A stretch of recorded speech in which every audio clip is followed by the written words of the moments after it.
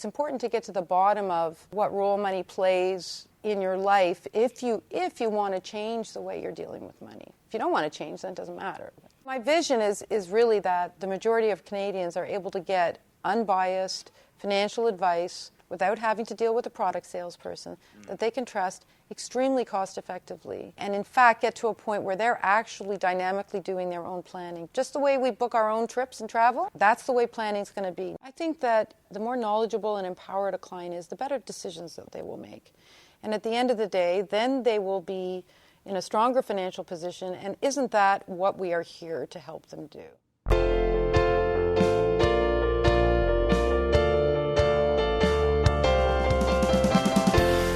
This is the Personal Finance Show.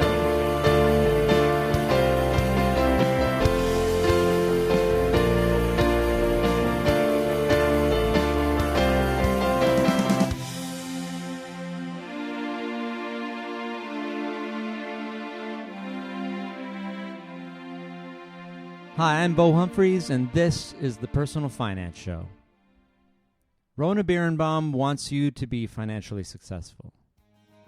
Rona started out in the financial services industry at a time when sales commissions were huge and the focus was on making money for yourself and not necessarily your clients.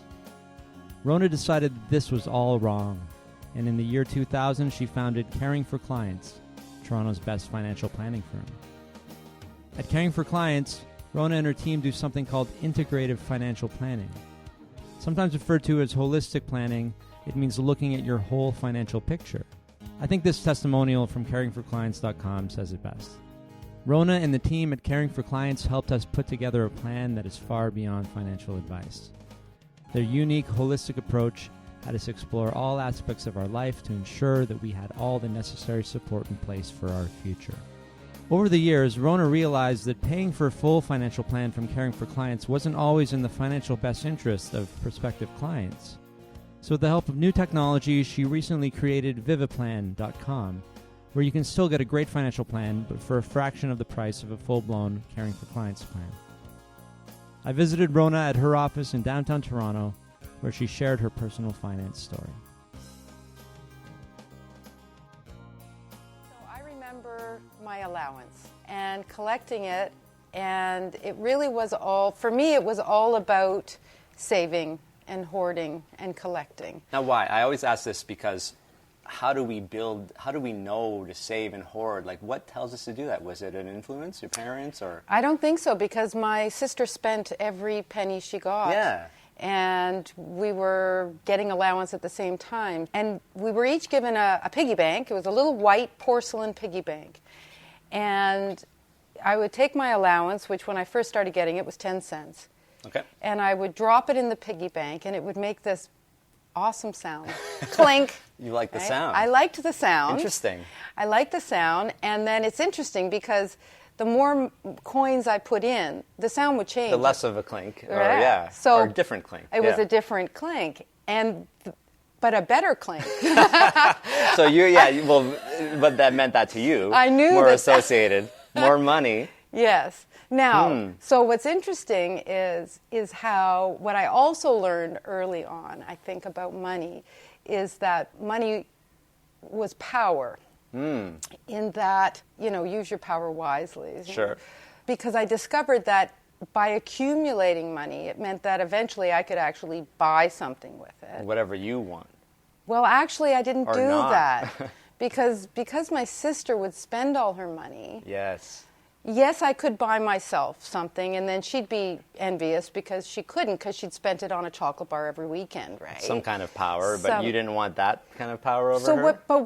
What I would do, because I loved my sister, and I was the little younger sister, so I was always wanted her attention, and I wanted her love, and I wanted to be important, and when we would walk to school, she'd be with her friend, and she'd make me walk 3 steps behind, so it would look like I really wasn't connected to her at all. You're the outcast. Right. So being the little sister, I always wanted to win her affection. So when I would accumulate money, I would buy her things. Oh, wow. Yeah. What a thing to do. So I would buy her things, which of course would make her, happy to have received something. but then at the same time beholden in a way. You know, it was like the reciprocity principle very early on. So she was appreciative but annoyed at the same time because then she couldn't reciprocate. Yeah, because she's spending all her money on her. That's right. And so that was a pattern for a long time. That's not to say that I wouldn't from time to time treat myself, go to the corner store and get myself one of those grape Lolas, and that would be so sugary it would make you choke when you had it. But aside from that, I liked to accumulate, and then I liked to spend it on other people. That's always kind of been my modus operandi. That's really nice. Yes. And are you saying you still do that? I actually did that up until, and I still do. Like I'm a giver by nature in all aspects of my life. My second husband, who's since passed away, he was much more of a bon vivant than I was. So I was all about accumulating and saving for the future and not spending frivolously or on things that you could get less expensively. And he was the opposite. He just loved to just always get the best and live life to the fullest. And it's not that he didn't save for the future. He did, but he did both. And that was hard for me. So over time, though, he wore me down. They always win, don't they? The spenders. Well, you know, and I started to experience what spending a little bit more freely felt like. And so what did I release the purse strings on? Travel with him. Yeah, experiences. Yes. And so I started to really understand how great it felt to relax a little bit, spend on something that I didn't really need. It wasn't, food and shelter, but boy, it was life enhancing for sure. Yeah. So I live a much more balanced life now, which I think is healthier. But that took a while to get to. It's taken my whole life, but I think I'm so glad that actually I got that perspective because in the work that I do, my ability to help people is much better now that I have a more balanced perspective personally. Well-rounded, Yeah, much more well-rounded, a respect for what money can do and the whole concept of life isn't a dress rehearsal and all of that. So enjoy the here and now, but respect the future at the same time. Would you have approached a client differently, say, before this experience with your husband? Say like, oh, you should cut down on your spending if they came to you like that? Well, not really. It's actually not those people I think I would have advised differently. Because people that, I've never felt that there's anything wrong with spending a lot if you can afford it. And certainly I think people that spend frivolously and aren't saving enough for the future, they kind of know that. Yeah. So having that, we got to... temper things a little bit, conversation is pretty to be expected. Where it's come in more handy is with people that would have been me or I would have been them, which is to say they don't know how to spend. They're afraid to spend. I see. Okay. So what I do with them is I say, I was you. Yes. I was absolutely. You. And so I understand where you're coming from. Yeah. And then I share my story and how I've managed to be a little bit more flexible and what it's added to my life without compromising my security down the road. Yes. So, because oversaving can be an issue, right? It can be. Oversaving can limit your life. It can, it could even be so bad as not visiting your children if they don't live near you very often because you don't want to spend money on a plane ticket. I mean, it can really get in the way of relationships. It can create stress in terms of family dynamics. Yeah. Especially if the unwillingness to spend is fear-based and not based in reality, right? That's right. Where does this fear-based reality come from? Where does this is scarcity, right? Like we're not gonna have enough. What if we run out? Like, is it where you come from, your background, say like your history? Is that probably a big part of it? I think that's probably the majority. Those are the most obvious ones to pin down on. Yeah. So my mother, for example, is your typical case in that regard. She grew up extremely poor, family with 4 children, all sleeping in the same bed, moved 16 times in 18 years, that whole story, lots of unemployment, lots of is there going to be food on the table, that kind of stuff. Yeah. So that's how she grew up. And then, of course, she met my father, a very stable engineer, and everything, and they bought a house and never moved in 54 years. Yeah. But nonetheless, and in spite of the fact that I'm their financial advisor, Yeah. she still worries about running out of money and is still very tight with purse strings. Even though And- you can probably provide her with a projection that Yeah. says you're going to be fine Oh, yeah. for probably 50 Yeah. more years. It's a good or thing I don't something. take it personally that she still doesn't believe Yeah. it. And that's how you know that it's really not Interesting. rational. Or It's even all, with the evidence in front the of you. evidence is right there. And it's sad, kind of, in a way, because life will pass you by otherwise. So I think some of it is upbringing, for sure. I think that's got to be, those are the obvious ones.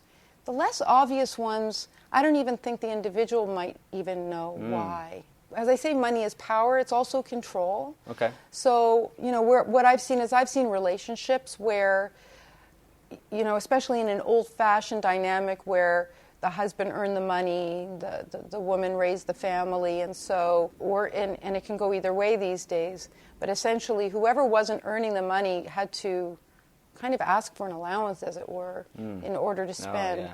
Okay, so sometimes what I have seen is that the earning spouse says that we can't spend it because they really just want to control how the money is being spent. Yeah. So I think there's fear, there's power and control, there's all sorts of things. So it's important to get to the bottom of what role money plays in your life if you want to change the way you're dealing with money. If you don't want to change, then it doesn't matter.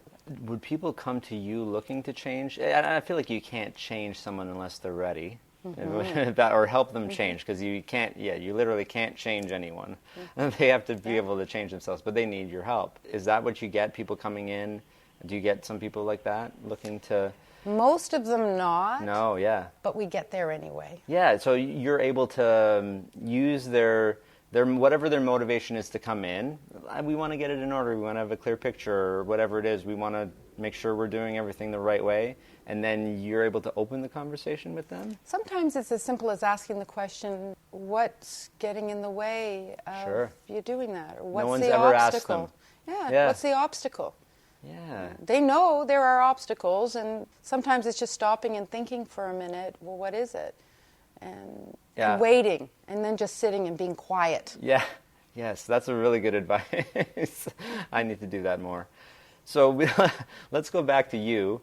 Now, obviously, you're quite educated in the language of finance right now, and relationships, because that's what it's all about, right? And people's relationships with money. Were you interested in it before? Say I'm assuming you went to school for this? I did not go to school for this. Oh, there you go. So I had to go to university. From the time I was 3 or 4, yes, I started getting an allowance, and I was also told at the same time that I would be going to university. Okay. I do like to drill down on that, because did you also want to at that point? Or did you just know I've always you had enjoyed to? school. Yeah, okay. So the idea that this was something that was going to happen didn't bother me. Okay. I was excited by the prospect. My sister, on the other hand. No, okay. There's a theme running, the Sure. difference between my sister and I. Absolutely, siblings. I love you, Natalie. Anyway, so she was not of that mind, and she would love to have not gone to university. Yes. But she did, and my dad actually tutored her all the way through. Okay. And she's glad that she did. So I always wanted to go because I love to learn. I've always been a kind of sponge for learning. Yeah. But again, I didn't know what I wanted to do, what I wanted to be when I grew up at whatever age I was, Who does? 17, Who really 16. does? Some people are lucky enough, I guess, but do they really? Yeah, I remember at that age saying to my mom, God, I wish there are some kids that they just know they want to be a doctor or they want to be a lawyer. Oh, that would be so great if I just knew, you know? But maybe they are a doctor for 10 years and then realize, I want to do something else, but feel trapped. Oh, right? entirely. So there could be that, too. I think we need to take our time, but also be open to change and open to differences. I feel like this maybe happened to you. What did you take then? So I ended up starting in the psychology program. Okay. Because one thing I always knew is how much of an interest I had in people. Yes. So I loved the human mind. I liked people, and I just intuitively liked helping people. So I thought, well, there's your obvious route to helping people. So I started in the psychology program. And first year for me was hard for two reasons. For one, the program itself, although most of what you learn in first year is quite foundational, and but a lot of it was sociology and psychology and all that stuff.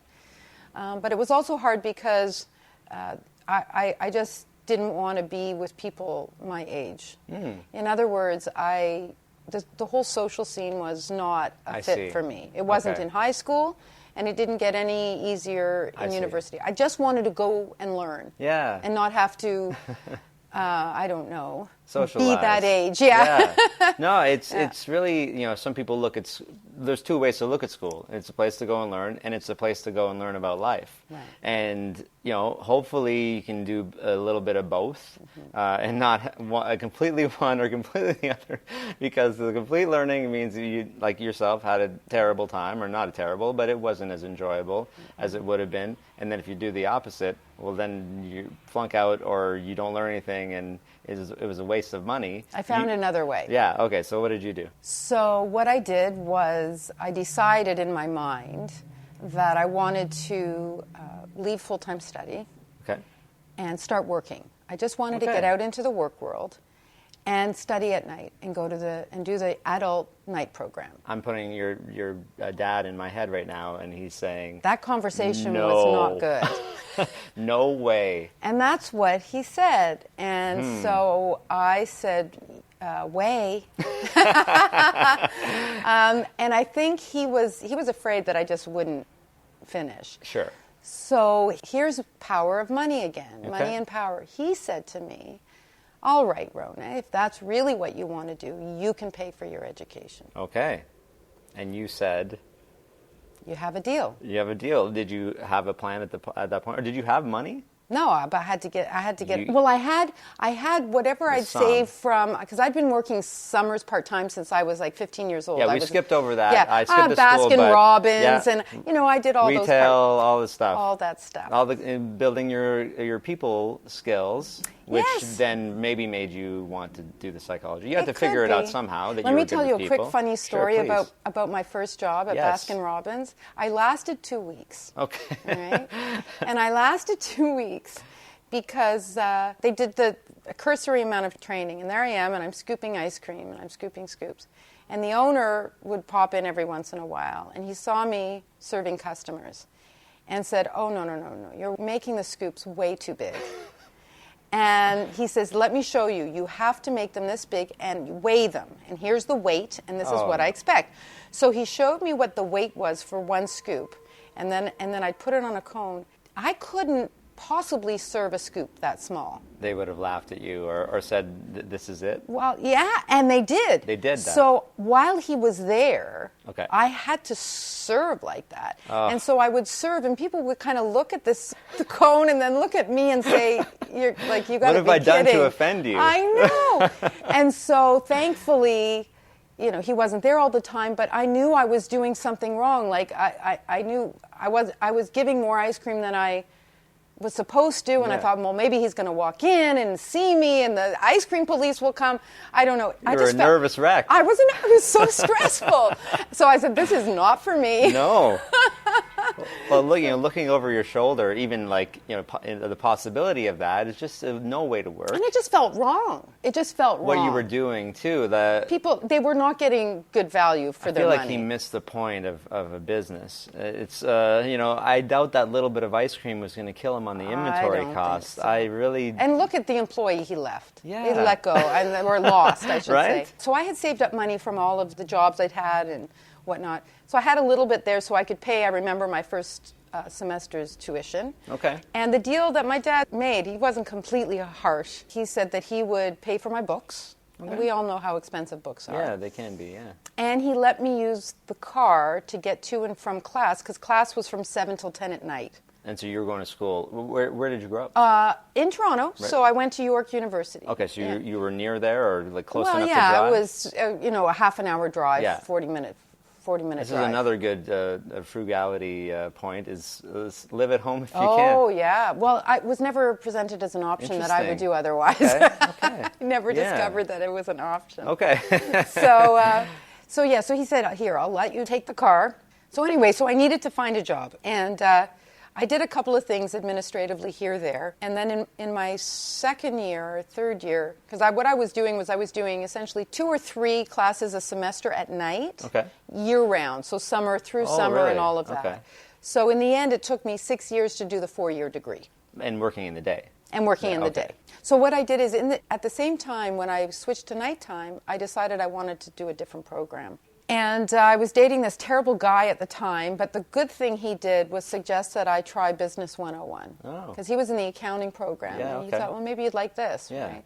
So I did Business 101. It was like, the birds were singing. All of a sudden, I said, well, this is interesting. Would it take you through all of the parts of the business? Like us? Yeah, I don't remember briefly? exactly, but it was kind of touching on business. Marketing, HR, operations, all that stuff, and accounting, of course, finance. All of that. It was just a general kind of thing. Did you like all of it, or did you focus on one I just bit? remember loving all of it, and just thinking, okay, if I could do more of this kind of stuff, then that would be really great. So I switched programs from psychology to business. Do you remember the motivation? You just weren't into the psychology No, anymore? I was just, Was it too something? It was too theoretical for me. Okay, yeah. Yeah, they weren't, because you wanted to work. Yeah. And it's funny, learning about business, or especially how a business runs, it does feel like you're actually learning about it and not just talking about what, Immanuel Kant said, or, whatever. Exactly. That kind of stuff. Exactly. And although it's a good thing I learned Maslow's hierarchy of needs, because I knew to use that's it all important the time. too. Yeah, it does. It comes up in business all the time. In personal finance specifically, Yes, right? yes. And so you're in business. You just took one Business 101, but yeah, then I just switched, and I had to choose what my major was going to be, so I chose marketing. Okay. Because that sounded like human behavior. Okay, yeah. So it was kind of the intersection of business and human psychology. And then I wanted a more full-time job, so I ended up applying. A friend of mine in class worked at a credit union in marketing. Okay. And he said, maybe they need some tellers, so I went and I got a job as a teller. And that was the beginning of my financial services career, and I've been in financial services ever since. Wow. Okay. Yeah. So just almost randomly starting as a bank teller. Yeah, because it was either going to be. I thought I was going to be, I don't know, marketing Pampers for Procter and Gamble. I mean, sure. That was going to be the path. Which you might have. Yeah. So, but but spoiler, you didn't. And the teller job, was that just during school then, or did you continue?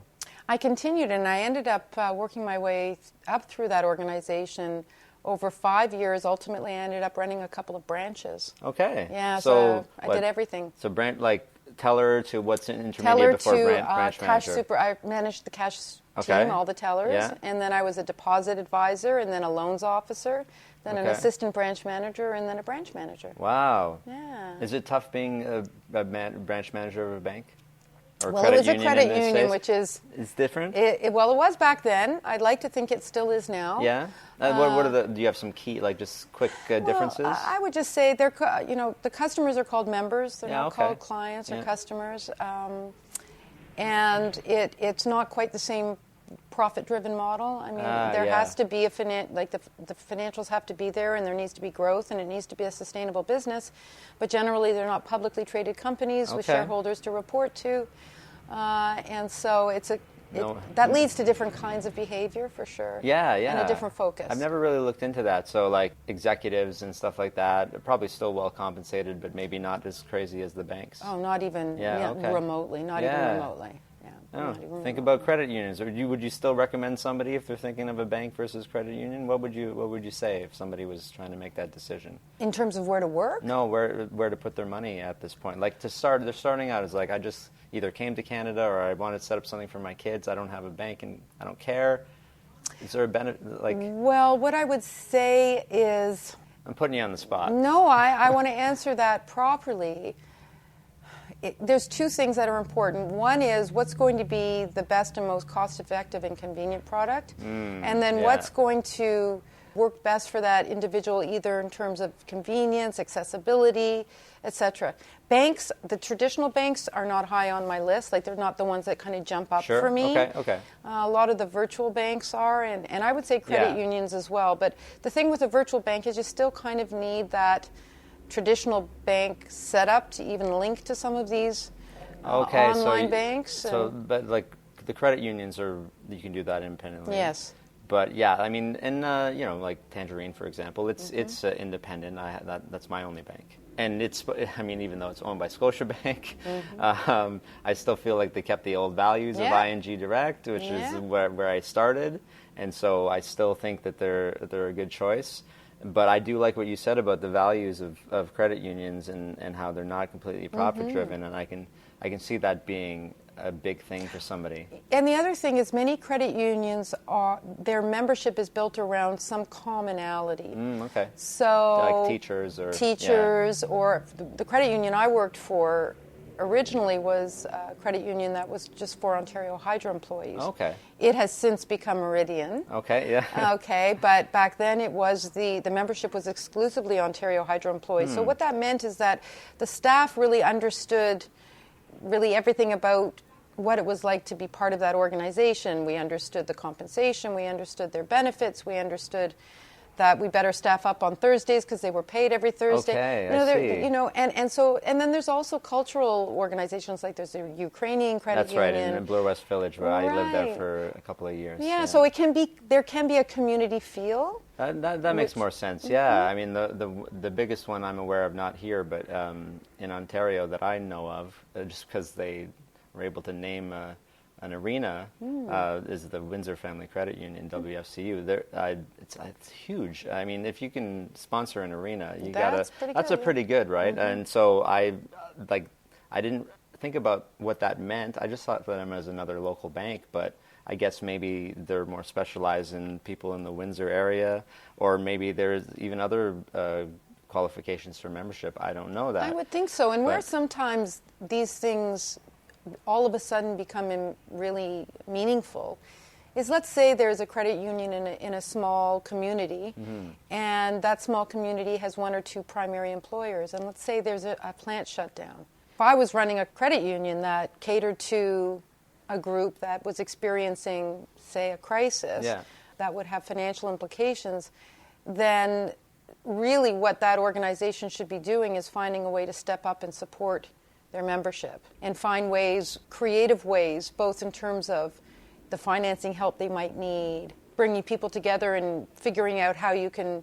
have a job fair or whatever the case may be. But whatever is common about that group of members allows, I guess, you as a service organization, and I see credit unions as service organizations. I see every business should be a service organization because their customers are people. Yeah, that's right. But I just think when you have that little bit of universality, it means that you can actually do something really special and meaningful for everyone. I just got this picture of Jimmy Stewart in It's a Wonderful Life.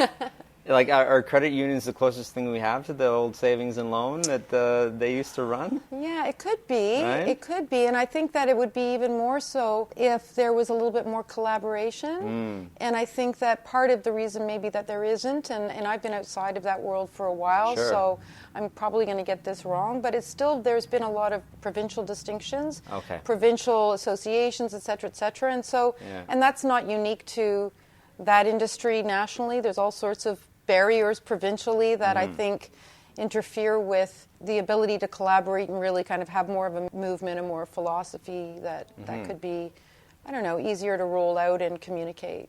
Yeah. So you're not with the credit union anymore, as you said. So you left there after, you said, 5 years? So where did you go next? So I decided that I wanted to be more entrepreneurial and I wanted to work for myself. Well, you got your degree. I did, but I got my degree while I was still at the credit union in a marketing degree. And then you just stayed to work there. Yeah, because I was enjoying what I was doing and I was learning and so on. Yeah. So I decided that, but what I liked most about all of the things I did at the credit union was the client-facing work. I mean, I loved managing a team and all of that, but what I didn't like was that my primary responsibility as a manager was to actually meet certain metrics. open a certain number of accounts and process Even a certain if number though of it was a loans. credit union, Absolutely. you still had metrics, not probably as Yeah. crazy as we're hearing today, as open 1 million credit cards or But- upselling to people who don't need stuff, but you still have you're trying to make some money. And that's exactly it. And I didn't find that particularly inspiring. Okay, yeah. So I got I decided I wanted to go into investment management, really only because I'd asked my father for advice and said, what do you think I should do? And he said, well, my investment advisor seems to really enjoy what she's doing. And she was one of the few women in the field back then. Okay. And he says, why don't you talk to her? And I did. And she was very encouraging. So I got my securities license, I did my exam, and I joined one of the independents at the time that existed, that was Midland Walwyn. Yeah, And blue chip thinking. Blue chip thinking, yeah. So I got in there, I joined their rookie program. I lasted 2 years before I was recruited by Wood Gundy. Okay. And the reason why I moved to Wood Gundy was because I thought that the dog-eat-dog, sales-driven culture was unique to Midland Walwyn and not to the industry as a whole. But you were proven wrong? Or? Oh, yes. And then, of course, I was introduced to the idea of conflicts of interest in proprietary products and incentive for selling in-house products and all of that, and it just seemed even worse to me. So can you give us a date for this? Yeah, so I was at Midland Walwyn from 96 to 98 and at Okay. Wood Gundy between 98 and 2000. So what were the products like at this time? Is it mutual funds only? It was, I was using mutual funds. I was building stock and bond portfolios. Okay, you could do custom portfolios absolutely. for people? Oh, Okay. yeah. And were mutual funds sort of new in the 90s? In the late 90s, they were on a real roll. They were new in Yeah. the early 90s, I would say. Okay, yeah. And in the late 90s, mutual funds were a cash cow for the industry. Yeah. Because you had, as I would listen to my cohorts in the bullpen, they'd say, oh, yeah, I had another call with a GIC refugee. It's great. She's got $500,000 in GICs, and I got her into DSC mutual funds and made a $25,000 commission. And I'm saying, oh, my God, is this the industry I've joined? Yeah, can you talk about that for a sec? So you would get paid immediately? If you sold a deferred sales charge mutual fund, you'd get a 5% commission immediately. Immediately, and on the condition that if they tried to take the money out within 7 years, is that pretty standard? Yeah, it was 6 that they at would the have time, to 7. pay a declining value of 5% or less, depending on how many years is left. Yeah, I've talked about deferred sales charges before, but I don't know if I've talked to anyone who's actually benefited from them. Did you? Not. I'm not trying to make you into a villain or anything. No. Because that's how it was at the time. Yeah. So what I would say about that is there were a couple of things. It was actually the way we were trained. Yeah. So we were actually trained to deliver kind of the following message around the DSC model. Because keep in mind, one of the things that it's important to know the history of mutual funds is what came before the DSC model. Yes, what did come before? What came before the DSC model was that it was really only a front-end model. Okay, so you pay a commission to buy a mutual fund. Upfront you know how much commission. that was? Yeah. No, how much? 9%. So you pay 9%, what, like out of pocket? The client would be out of pocket. So you invest $100,000, Wow, okay. 91 gets invested, 9,000 was the commission to the broker. Well, interesting. Okay. Now, it was tough to sell. Canadians weren't all that keen on that kind of pricing. Well, because what were GICs getting them at the time, though? Back in the early 90s, they would have been in the 12%, 10-12% range for sure. Amazing. Because I remember in 2001, my mortgage was 10%. My mortgage rate was 10%. And then, so they were about, So GICs must have been 12 or 13, right? And so if someone's getting 12%... No, GICs would have been 8. Okay, it's if 8. you're being lending out at 10, yeah, that's right. But let's just go with 10% for now, because they were probably sure. at some point. Someone said 18 to me recently. Yeah, that would have been the 80s. Yeah, exactly, in the 80s. And so, why would they pay a 9% commission to get what potential returns? Could you promise any returns? No. What would people expect, though? Okay. Yeah. So just before we get to Sure, that, please, go ahead. So then what the mutual fund industry came out with was they needed another pricing model because that was just an obstacle, Nobody a wants too that. sizable obstacle. So they came out with the deferred sales charge model, which is okay. we're not going to charge the client anything. Yeah. Right, so that eliminates the obstacle from the client standpoint. But of course, the broker still wants to get paid. Oh, yeah. Now, you're not going to get paid 9%, but you're going to get paid 5%. Yeah. And so long as the client stays in there for at least 6 years, they'll never have to pay that commission. So when I went through my rookie training, it was, okay, this is how you position this with the client. Because the alternative was a front-end charge of 2%. It was actually 2% to buy and 2% to sell, or 2% for switches. And that's on top of the probably 2.5 MER that was there, right? Yes, yeah. That's right. The purchase and sale commissions would have been on top of the MER. Wow, it's a different world. So actually, what was being presented to the client at the time was, okay, Mr. and Mrs. Client, here is this great investment option, professional portfolio management. You have a couple of options. You can purchase it and pay 2% to buy and 2% to sell, or you can purchase it, not pay anything. All of your money is fully invested and growing. And so long as you keep it for at least 6 years, it was 6 years at the time, in some cases 6 years, you won't ever have to pay that. And by the way, Mr. and Mrs. Client, you can switch from this fund to that fund within our company, within the group of funds, and so there's plenty of flexibility. It actually sounds like a good deal. Actually, not yeah. I'm only comparing it to today, but yeah, that at actually the time, it was better. Now the piece that was missing. It pains me to say this, but yeah. The piece that was missing that most advisors did not communicate at that time. Okay. Yeah. And that I always did was, and by the way, the fund company is going to pay a commission of 5%. Okay. All right, of which I get a portion, and that's how I'm paid for advising you. Yes. And if you sell within the first 5 or 6 years, what you have to pay to sell is really the commission that I received up front. Yeah. So I'm determined to give you value for that 5%. But that's the way it works, and those are your options. What would you prefer? I think I did a comparison in a blog post to a car rental. I think it was very loose, like if you brought the car back early, you'd have to pay more.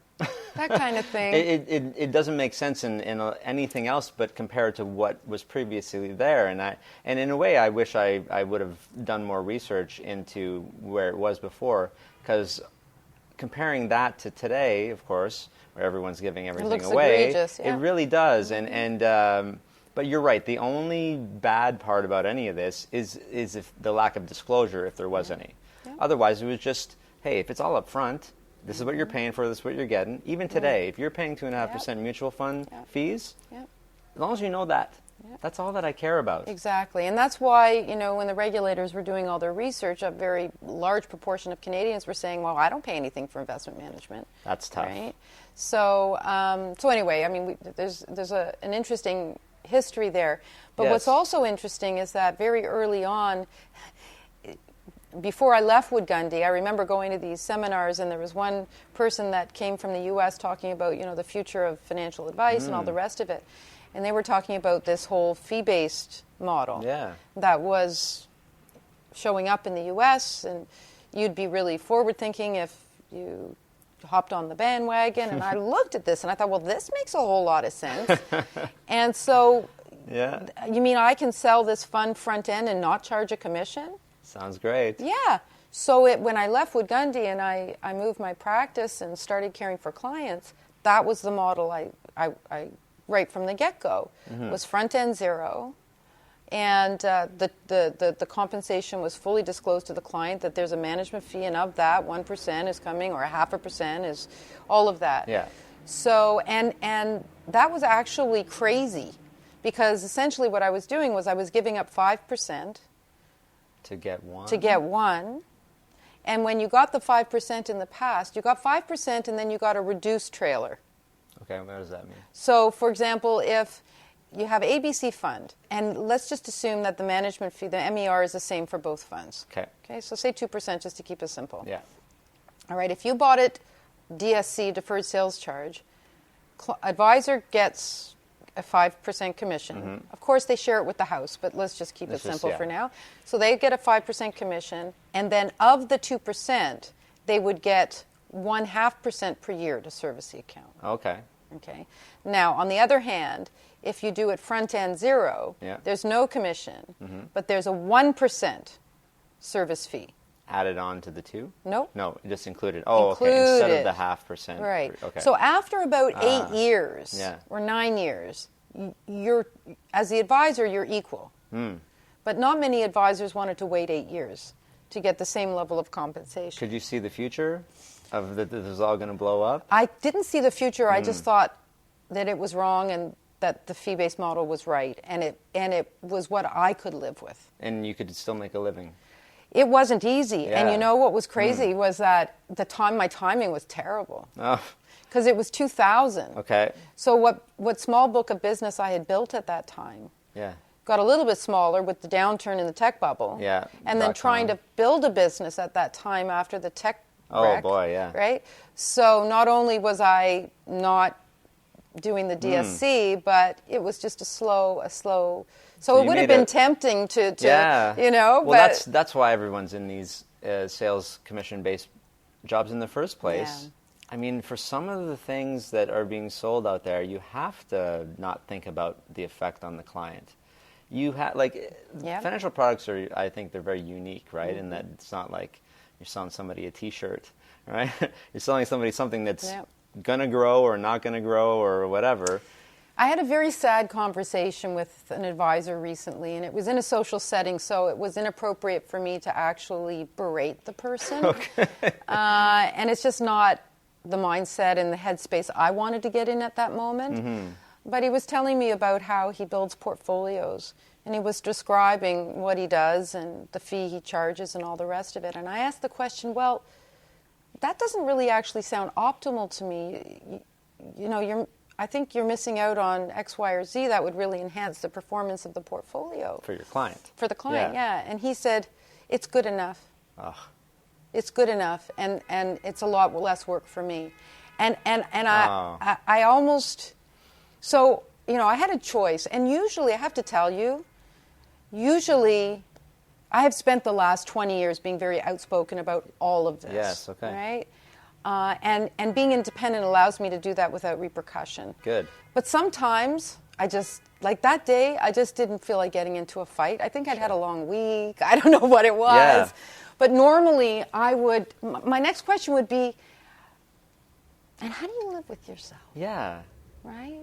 Like if he was unaware. At the end of your career, Yeah. what are you going to, and when you have a child one day, this is awful, when you have a child one day, and they want to know what difference you made in your career, or how you've helped people, like what kind of answer are you going to have, you know? But, you know, I just wasn't in the mood.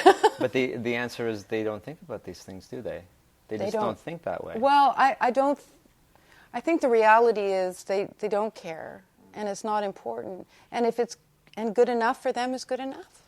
Yeah, I mean, I would pose the same question to somebody selling guns or working in a cigarette factory, I guess so. You know, or anything that Right. is against my values. That's right. Right, and Yeah. so. Oh, but you know what? It's okay because it makes us look so good eventually, you know? Well, eventually, yeah. But you were sort of, I mean, almost, I'm not going to say pariah, that's the word that came to mind, but at the time, you were making them look bad. No. Were you? In the early days, no, because it really wasn't well understood. And in fact, consumers didn't like the idea of actually paying a fee and seeing the fee. Okay. Like, they really didn't get it. It took a very long time. I would ask, how hard was that? Or is it still hard? It's not hard now. Okay. It's what people are looking for now. Sure. To the point where we're actually at capacity in my core business right now. This is it's a percentage of assets under management? And it's also we don't always manage money for people. yeah. We always just charge a fee for a plan. fee, yes. Right? So, you know, I'm sure you've talked to lots of fee-only Absolutely. planners. Yeah. So that's really how people come to us. But do you also manage assets? Only if somebody's done some planning. You have the ability to do that. We have. Yeah. And then only if they really need us. Okay. And if their account is large enough, because we give a whole lot of value. Yeah. And so Okay. it has to be a good fit both ways. I like that you have that standard, Yeah. because if you're spending time managing somebody's assets, like if it's just $10,000. Yeah, I mean, the way I see it is that it's not just that you're managing the money, you're overseeing the money, you've got liability associated with Okay, that. yeah. But then they get ongoing financial planning As part of as that. part of it. Yes. And that's very time consuming. Okay. So and you wouldn't charge a flat fee in that case? no, Yeah. because we've already done We've already that. done that, yeah. And so now then the asset under management pays for the whole kind of full service. And this is the generally accepted dual model today. Either you charge a flat and then you don't sell products. Right. Or, That's the majority of fee-only planning. Yeah. Assets under management. So like the robo-advisors, for example, are doing usually 0.5% Yep.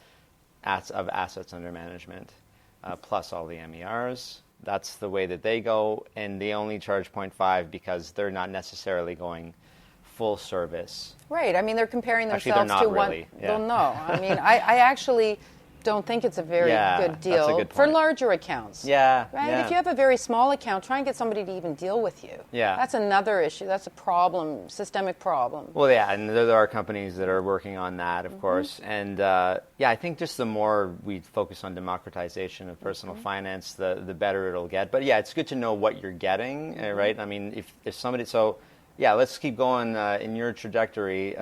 So you're on your own now. Is there a name of the company you want to share at this time, or Yeah, no? so I moved the investment dealership. I put my license with Queensbury Strategies. Okay.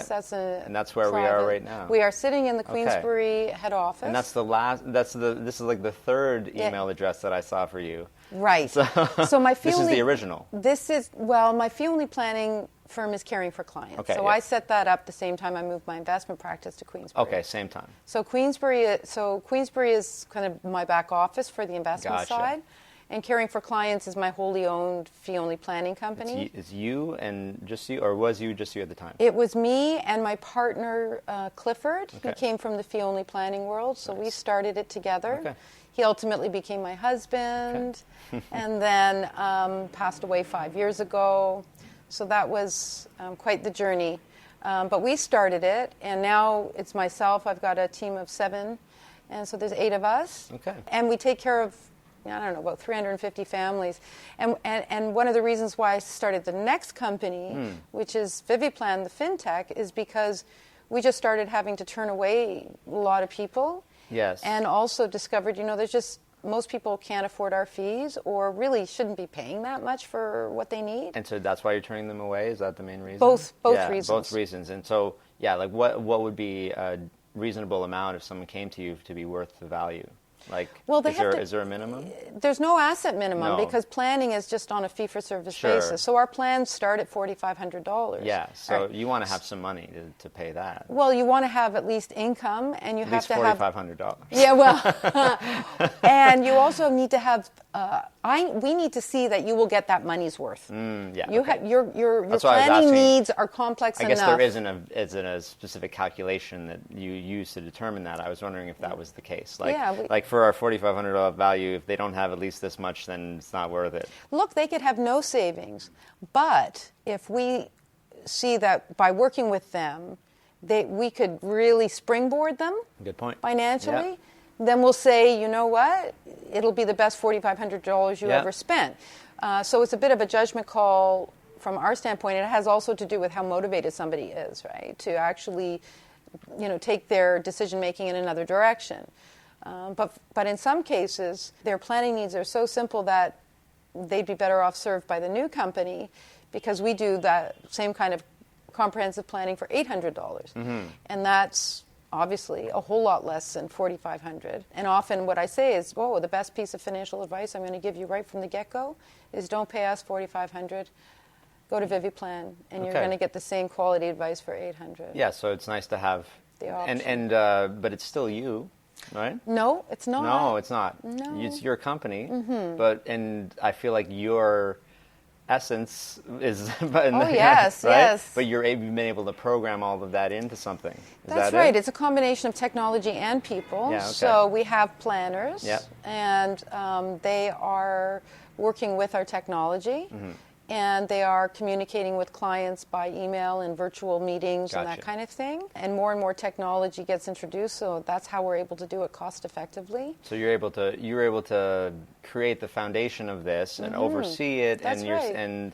but because it's not using your time, which is at this point other very, than very running valuable. it and looking for investors. Other than Yes. that, yeah. yeah. But that's the overall, the Yes. running of the company, but the operation of the company, you can sort of leave that and have it for. They're just different team It's members, just different. right? Like caring for clients, there's myself and 5 other planners. And at Viviplan, there's myself and 2 other planners.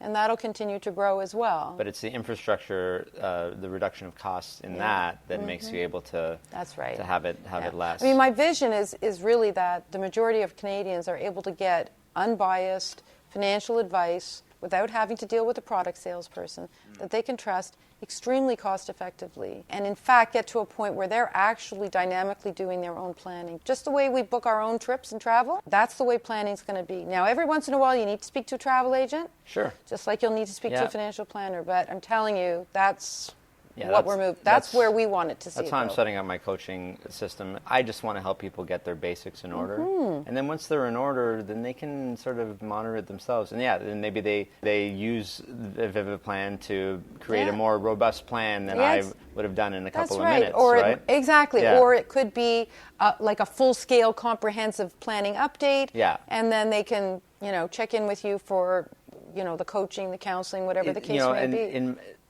From my perspective, where I add value is just having the discussions, because that's the first step, right? I mean, that's the first thing that you will do with them, right? Before you get into all of the mechanics and the details and all of that stuff is, hey, let's talk, right? I mean, as we discussed at the beginning of this interview, and it's so much about that. And so, how much psychology did you take then?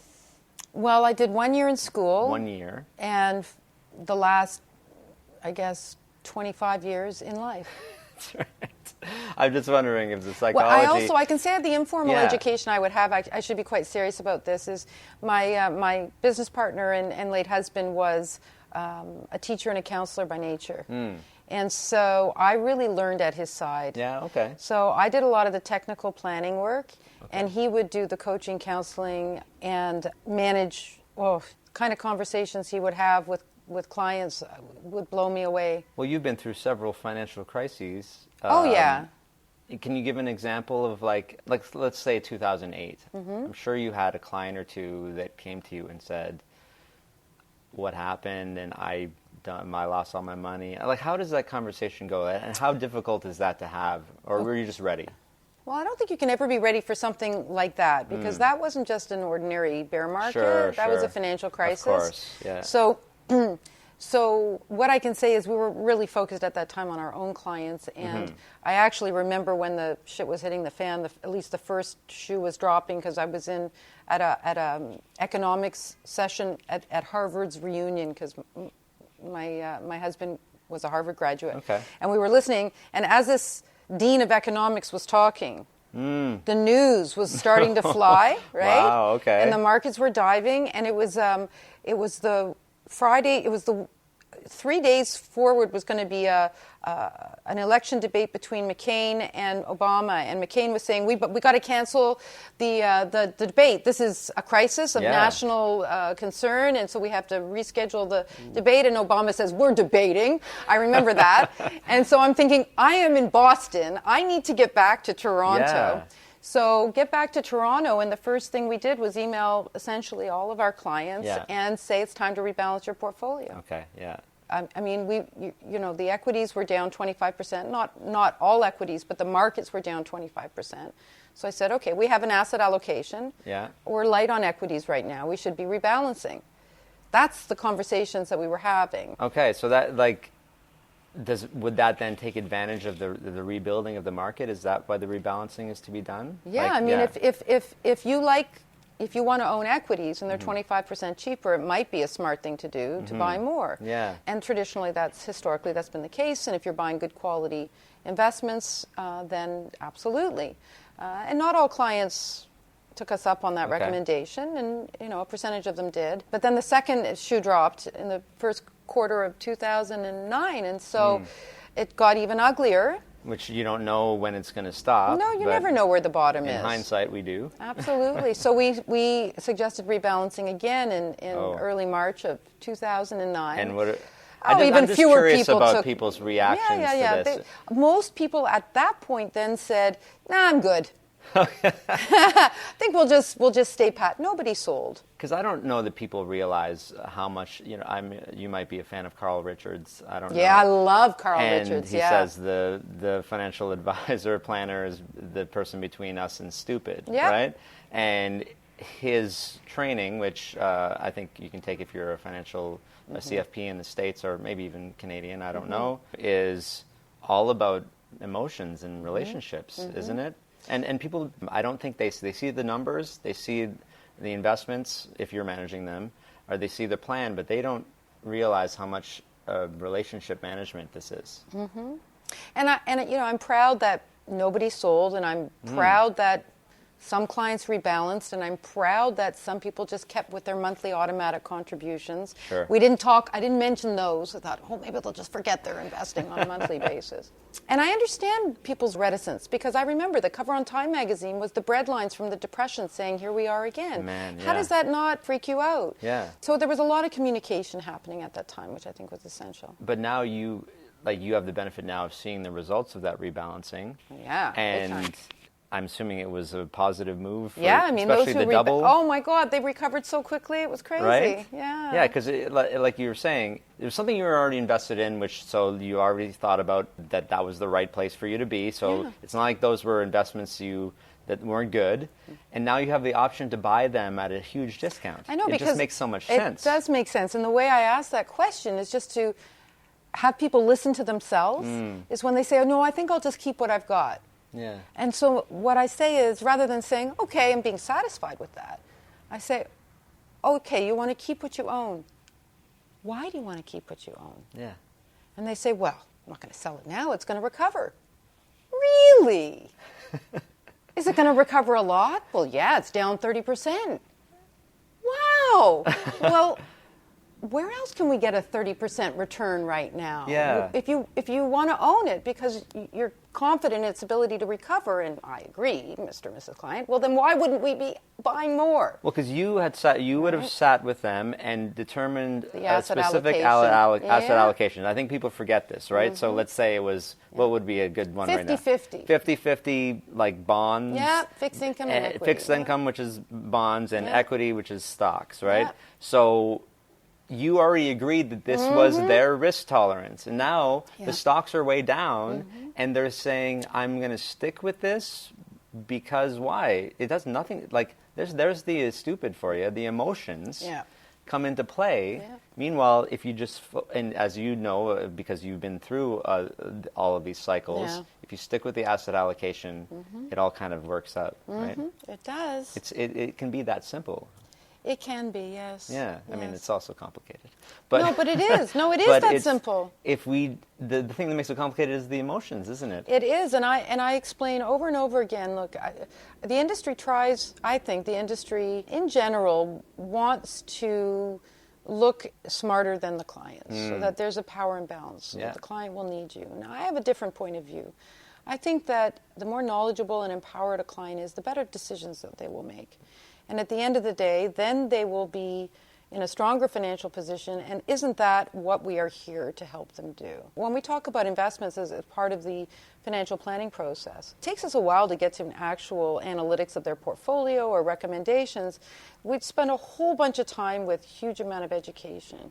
And one of the things we start with is saying, there are 3 basic components to investment success. Very simple. The first one is your chosen asset allocation, on the premise that what you own is quality. Okay, so we're not talking about speculation, crap, Bitcoin, all that crazy stuff. We're talking about quality investments. So the asset allocation you choose, number 1. Number 2, what you do during times of market dislocation, right? Which is when your 50-50 becomes 75-25. What are you going to do? All right, so whether or not you rebalance has a major impact. The third one, cost. Cost is a factor. Keeping costs low and making sure you're getting value for cost. So your returns aren't eroded by fees. And I spent a bit of time on fees because people actually I think this pendulum swung just a bit too far on the fee thing, where there's this automatic assumption being made that if your fees are lower by 0.5%, you will automatically get that 0.5% in better performance. No. And that's only true if you're comparing apples to apples. Yes. Same product.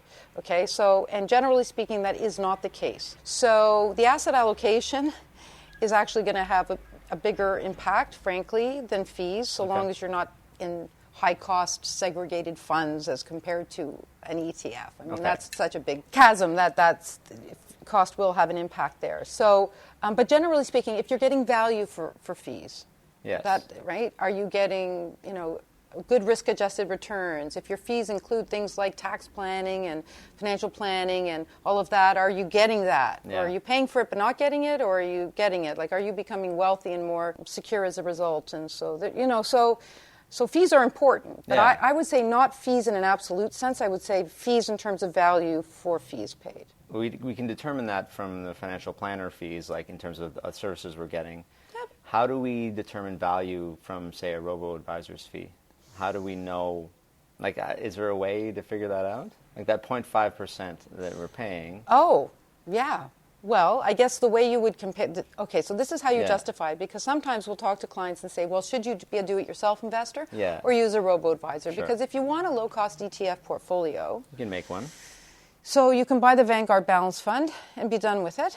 And why would you pay an extra 0.5%? And frankly, even the ETF portfolios within the robo-advisors are typically more than what a standalone balanced ETF would maybe be. Maybe 0.8 exactly, max, versus 0.26 or whatever it is. Yeah. So you say, but if you go the DIY route, these are the things you're going to have to do. Okay? You're going to have to open the account. You're going to have to do this. Nobody can make a recommended portfolio. The portfolio is not going to be automatically rebalanced, although with an ETF, balanced ETF, yes, it is. It's rebalancing itself. Is that what you're saying? Yeah, Okay. so I have a hard time finding where the value in the 0.5% Because rebalancing was, I would say, would be one of the major ones. But if you're talking about an ETF that balances itself. Yeah. But what I can say is that some of the robo-advisors are starting to put out some very good content, some very good educational content, resources, and so on. It's true, too. So, and I think that they'll continue to get better at that as they manage more money, because there will be a demand, because more balanced ETFs will come out. They're going to eventually catch up to you. Yeah. In terms of the value you provide. No way. Impossible. Impossible, because they'd have to start charging more. Yeah, they'd have to start caring more. Yeah. And the game for the low fees is volume. And as you said, about 350 families, is that? And that's probably, I'm guessing you're at your max. We are for now, Yeah.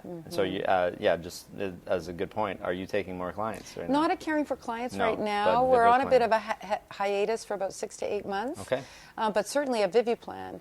I mean, Viviplan has the capacity to deal with hundreds of thousands. So Great. So where do people go to find out about it? Viviplan.com. Viviplan.com. VIVI plan.com. And are there any other websites, Caring for Clients? Should they go check that out? They can always see what we're up to at Yeah. Caring for Clients. It's caringforclients.com. It's a good name. It tells you wanted to tell people what you're actually interested in. What we stand for. You know? Yeah, that's good. So Viviplan and what did you say it started at in terms of a fee for Viviplan? It's very simple. It's an $800 flat fee for a comprehensive financial plan. Cash flow, estate, tax. Get your plan. Get your plan. And would that includes telling them if they want to invest themselves or educating what their all that options education. are. You're going to take care of them. We sure are. Yeah. We'll make sure they're in good hands one way or another, no matter what they have to do. Well, that's awesome. Thanks for inviting me here for this interview. This is good because it's important to talk about the value of all of this stuff. And everyone's on autopilot. They listen to the banks, and the banks are not there for us. Maybe I'm learning now. Maybe the credit unions are more so. It's a step in the right direction for sure. Yeah. But no, this it's a good thing you're doing, and thanks for being one of the pioneers to step out of it, the DSCs. Thank you. Thank you, and it's a good thing that you're doing. Bo. Yeah, well, you're doing some great work. Thanks so much. If you like this episode, please subscribe to the podcast on Apple Podcasts or wherever you get your podcasts. And while you're there, on Apple Podcasts especially, give me a review or a 5-star rating. If you're already a subscriber, I'd love to get your feedback on this episode in my new Facebook group. To find the group, go to Facebook and search for The Personal Finance Show. Once you're approved, you'll be able to interact with me and previous guests of the show and other fans as well. And you can always reach out to me via email at bo@bohumphreys.com. Thanks so much for listening to this episode of The Personal Finance Show. Next week, my guest will be Robert Gignac, host of the Money, Motivation, and More podcast and author of the Canadian bestseller, Rich is a State of Mind.